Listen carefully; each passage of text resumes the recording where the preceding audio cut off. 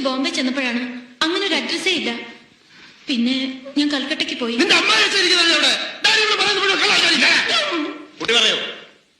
കൽക്കത്തയിൽ baby Mathew എന്നൊരു ജ്യേഷ്ഠനുണ്ടെന്ന് പറഞ്ഞിരുന്നു.